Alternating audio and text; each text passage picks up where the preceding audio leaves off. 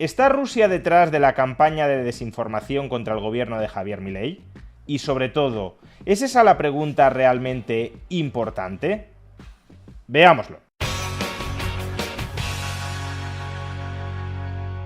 A raíz del vídeo de ayer en el que expusimos el escándalo político y social que se está viviendo en Argentina como consecuencia de haberse destapado una trama de mercenarios periodistas que cobraban para inventarse noticias e incluso para inventarse identidades periodísticas con el objetivo de desacreditar al gobierno de Javier Milei e incluso de crear un conflicto diplomático entre Argentina y Chile, muchos comentaristas rusófilos se han enfadado, se han escandalizado, diciendo que toda esta información sobre esta trama de mercenarios periodistas ha de ser falsa porque es imposible, no tiene sentido que el gobierno de Rusia de Vladimir Putin esté detrás de esta operación de desinformación en Argentina.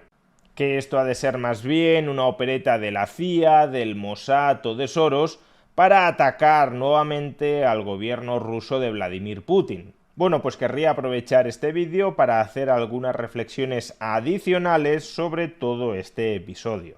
Bien, dejadme comenzar aclarando que, desde mi punto de vista, lo más irrelevante de esta información es la identidad de quién ha sido el que ha comprado a los periodistas y a los medios de comunicación argentinos para desatar esta campaña en contra del gobierno de Javier Milei. Los documentos que se han filtrado estos días y que han destapado esta trama de corrupción periodística son documentos que apuntan directamente a los servicios de inteligencia rusos y son documentos que, aparte de esto, contienen información que resulta bastante verosímil. ¿Por qué? Porque todas las piezas periodísticas que esos documentos señalaban como parte de una campaña de desinformación contra el gobierno de Javier Milei por contener información falsa o por contener identidades periodísticas falsas, todas esas piezas periodísticas han sido borradas ipso facto por los medios de comunicación que las publicaron. Es decir, que esos medios de comunicación han reconocido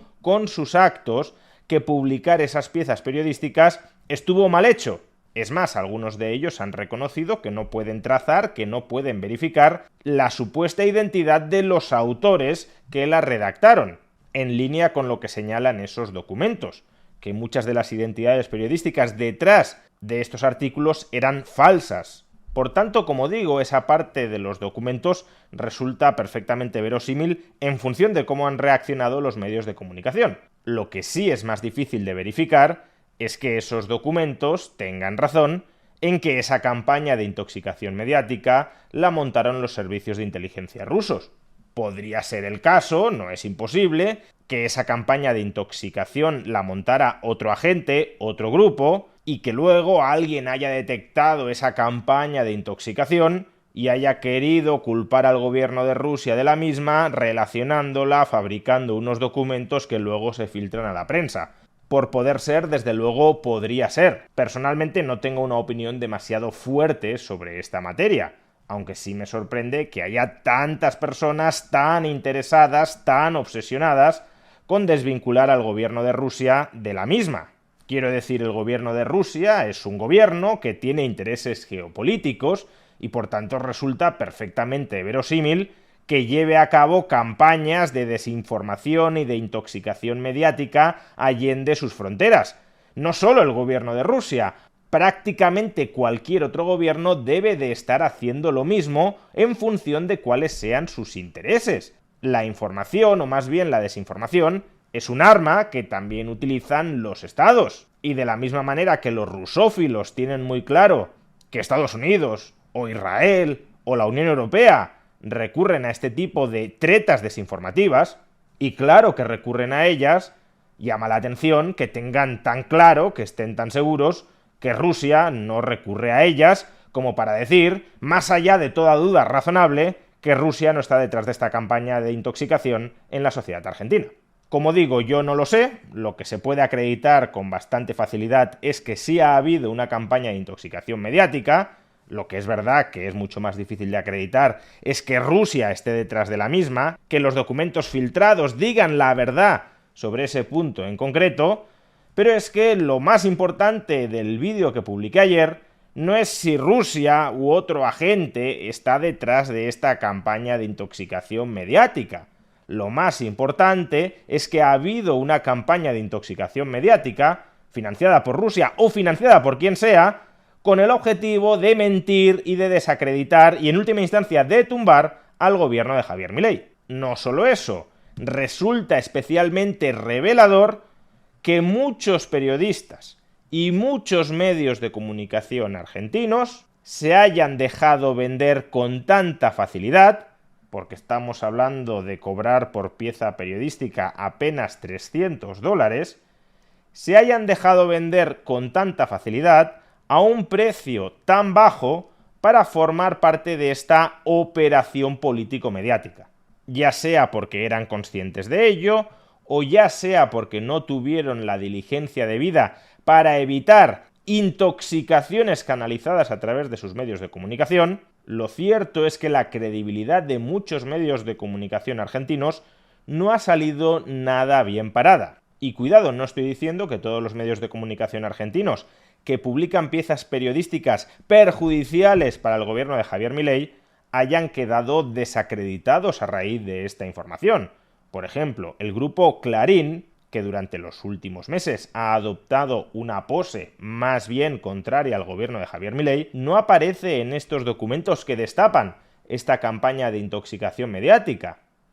Por tanto, por supuesto, se pueden hacer muchas críticas, razonables o no razonables, pero en cualquier caso honestas, independientes, en contra del gobierno de Javier Milei. El tema no es ese. El tema es que muchos periodistas y muchos medios de comunicación de argentinos no han tenido reparos en convertirse en mercenarios mediáticos, en este caso, contra el gobierno de Javier Milei. Y sí, desde luego cabe la posibilidad de que los medios de comunicación que no aparecen dentro de esta trama mercenaria anti-Milei formen a su vez parte de otra trama mercenaria pro-Milei, es decir, que estén cobrando de algún gobierno que les pague para que hablen bien de Javier Milei. Visto lo visto, y si hay tantos periodistas dispuestos a venderse tan baratos, desde luego no es una hipótesis tampoco descartable. Ahora bien, no siendo una hipótesis descartable, primero, no han aparecido documentos filtrados que lo acrediten, y segundo, y más significativo, no olvidemos que el gobierno de Javier Milei, una de las primeras decisiones que tomó fue suprimir la pauta oficial a los medios de comunicación argentinos, es decir, la publicidad institucional. Si hubiese querido comprar a unos medios de comunicación que en general, visto lo visto, se venden muy baratos, podría desde luego haberlo hecho manteniendo o incluso incrementando esa pauta oficial para tenerlos a todos bien alineados con la vocería oficialista de ese gobierno. Pero no tomó esa decisión y me parece muy bien que no la tomara, sino que, al contrario, les quitó todo el dinero que el gobierno federal argentino les venía transmitiendo. Eso, al menos, es un indicio de que no quieres comprar a los medios de comunicación para que reproduzcan tus narrativas, sino que más bien quieres cortarles el grifo que los convertía en entes subordinados al discurso del gobierno federal. En definitiva, que la noticia de ayer no va o no debería ir de si Rusia está financiando campañas de desinformación en el extranjero. Seguro que lo hace, más allá de si esta en concreto la ha financiado Rusia o no lo ha hecho, como prácticamente todos los gobiernos del mundo. La noticia de ayer debería ir de que una parte muy importante de la prensa argentina no ha tenido reparos en venderse a postores extranjeros. Y eso es sobre lo que los argentinos y también los medios de comunicación argentinos deberían estar reflexionando. Sobre cómo incrementar los controles de calidad, no a través del Estado, desde luego, no se me malinterprete, sobre la información que están consumiendo. Porque como dije en el vídeo de ayer, si el periodismo tiene que fiscalizar el poder político, desde luego, un periodismo ensobrado no va a tener ninguna credibilidad para hacerlo.